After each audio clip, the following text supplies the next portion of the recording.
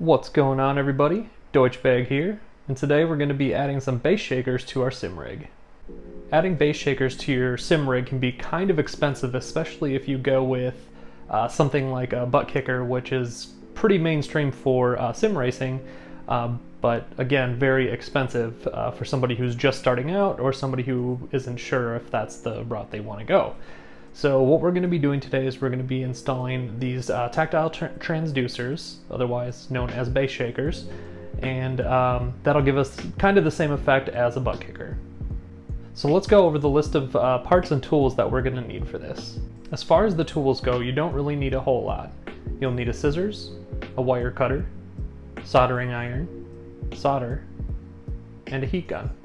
There aren't a whole lot of items needed to get the mini bass shakers up and running. All we need are the bass shakers themselves, the amp's power supply, a 3.5mm to RCA cable, some heat shrink, some speaker cable, and some double-sided sticky tape.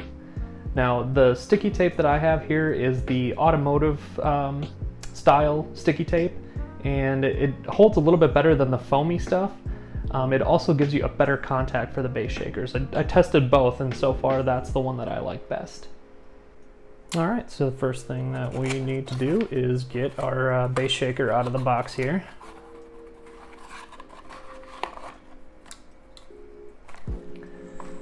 And as you can see, this is going to have red and a black cable. We're just going to pull this apart just a little bit, just so it's a little bit easier to work with. And then with our wire stripper, we're going to go to the 18 gauge mark on here. And this is not the best wire stripper in the world, but we'll give it a shot. Then we'll just pull that off so we have some extra wire to work with.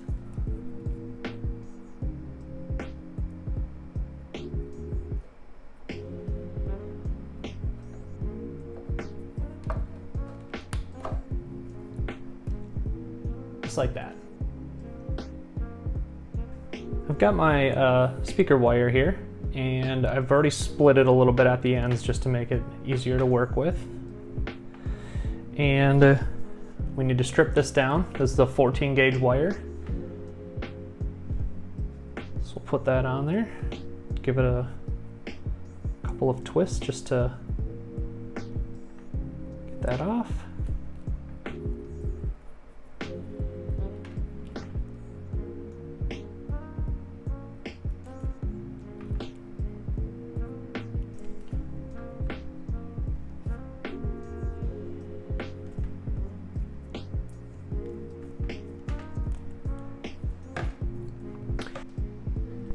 Turn my soldering iron on, and we're going to split our cables apart just a little more so that we can get our shrink wrap on there, the heat wrap. So I've got if this will go on, a slightly larger size heat wrap than the size of the cable. I'll put that on both sides. The reason why I split these cables so far apart is because otherwise, if you get too close with the soldering iron, that can start to close them up, and we don't want to do that until we're done. So we'll do these on this side. I don't know why they're being so difficult. And then on our shaker, we're going to do the same thing. Split this down a little more. And then I'm actually just going to put on, again, a size that's just a little bit bigger than the cable itself.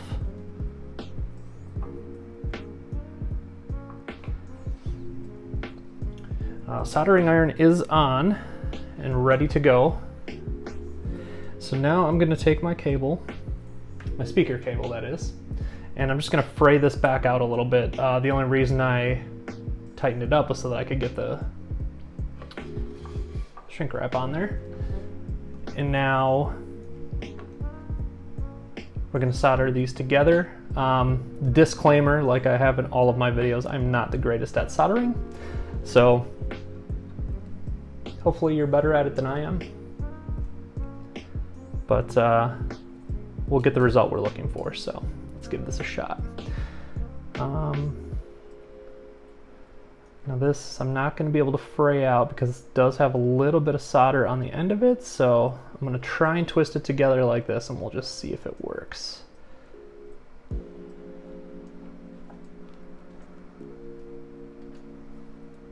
No.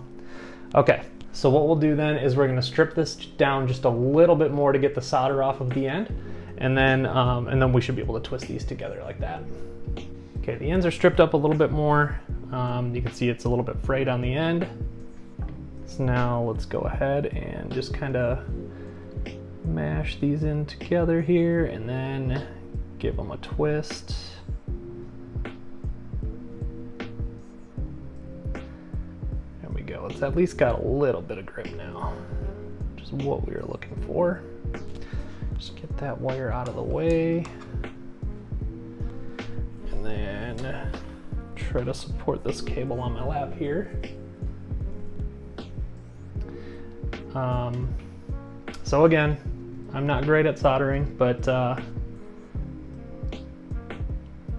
pin this down here. It would probably help if I had a better soldering setup too, but all right, so let's get this thing soldered.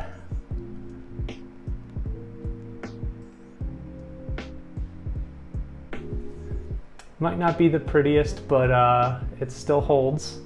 So now we just have to do the other side.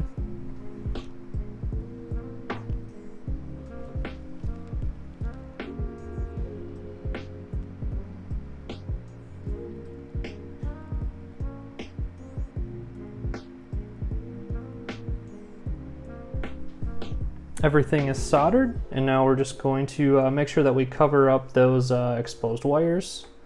So we'll slide this up to here on the small side. It doesn't really cover up as much as I had hoped, but it'll still be useful. And then we're going to go ahead and slide these other ones down.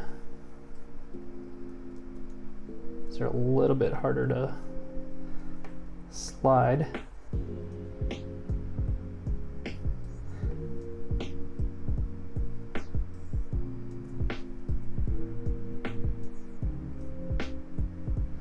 Slide them probably until they're about the halfway point over that. So our connection is right about here. So we still got, I don't know, maybe a 1/4 inch or a 1/2 inch on each side.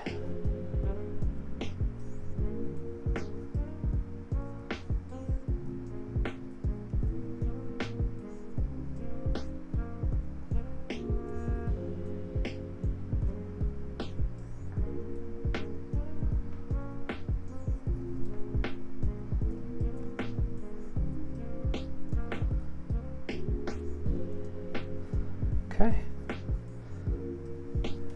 Now that we got those set up, we're going to use our heat gun. We'll go ahead and heat those up to shrink them.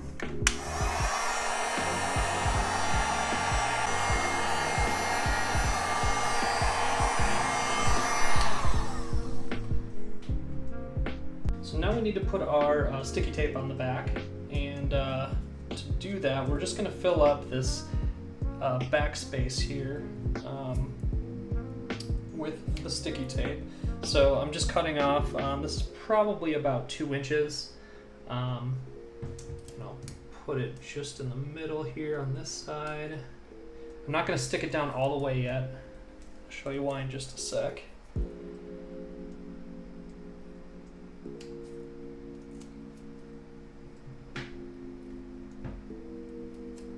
I'll put one on this side. And then I'm just going to trim up the corners so nothing is sticking out around the edges.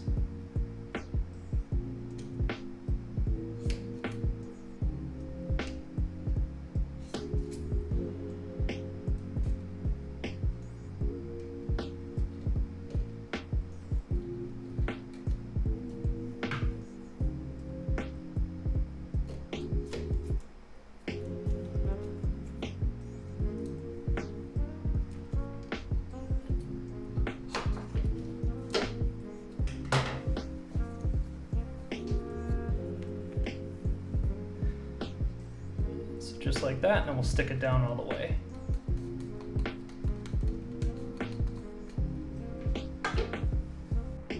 With the bass shakers all ready to go, all we need to do is connect the amp, which is super easy to do.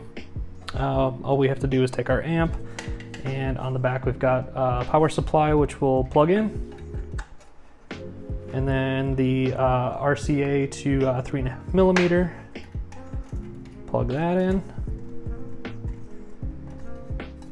And now our bass shakers are going to go into the right and left channels. And then we just need to plug this end into our PC. Because it's a little bit difficult to get to the area where I'm plugging all this stuff in, I'm actually just going to bring up a diagram on my computer and we'll take a look at it from there so you can see how I have it set up. Before we get started with the diagram, I should note that you will need a second sound card specifically for driving your bass shakers. So if you have your second sound card already installed and ready to go, then we can get started with setting up these the bass shakers on the sim rig. So going from left to right, we have our left bass shaker and our right bass shaker. The power and the ground are plugged into the left and right channels on the amplifier. The amplifier has the power that goes to the wall. And then we have our RCA to 3.5 millimeter cable, so the red and white cable on the right side of the amplifier here.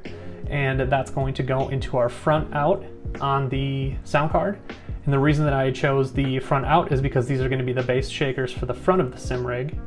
And then eventually when I add the rear, I'm basically going to use another setup that's exactly like this, and I'm just going to plug them into the rear out on the sound card. So now that you've seen this diagram, I'm going to hook everything up, show you where I place the bass shakers, and then we'll go ahead and open up Simhub and take a look at how everything is configured inside of there. As you can see, I just used the double-sided sticky tape and attached them to the top of the pedal deck there. I'm not sure if that's going to be the permanent position, but so far it's working out pretty good just from the little bit of testing I've done. It does rattle a little bit much if you have the shakers turned up too high, but the shakers themselves don't really have a lot of range.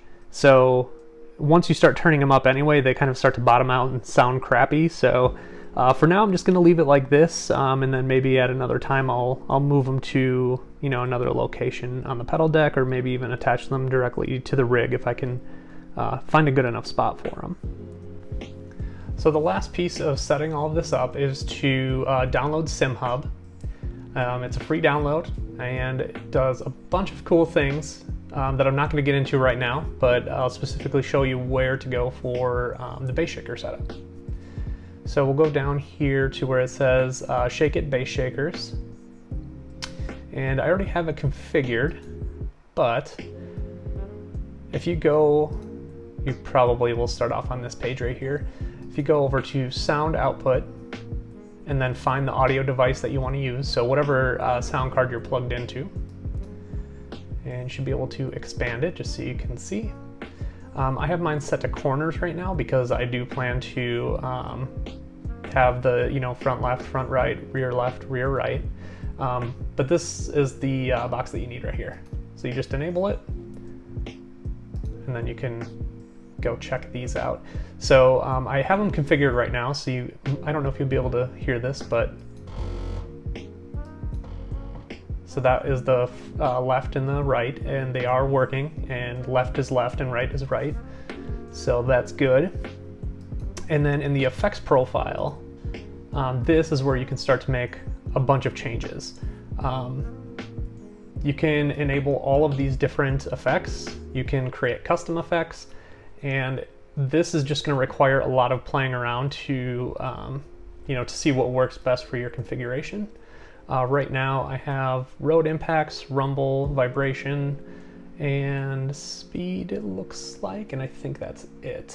And I haven't done a ton of configuration on these, but the cool thing is that you can configure these and then you can test them as you're going, or you can just play around with them while you're in game and do some practice laps while you're testing and tuning. And wanted to jump in at the end of the video here just to talk about a couple of things related to the bass shakers. The first thing is that the video footage you saw was recorded at the previous house before we moved, and at the time I only had the 2 front bass shakers. I have since removed those bass shakers from the pedal deck just because they were really noisy, being that they were attached to the metal pedal deck, which I was kind of expecting. So I'm going to move those underneath the sim rig and attach them to the deck. I also purchased the setup for the rear bass shakers and had those working as well, but of course since we moved, the entire sim rig is taken apart right now, and in one of the upcoming videos we'll be finishing it and putting it all back together, so we'll be able to demonstrate it then. So that's pretty much it until the next one. If you guys liked the video or if it helped you out, make sure to throw a like down below. If you haven't subscribed already, hit that subscribe button, and we'll have some more sim rig videos coming up in the near future. Thanks for watching.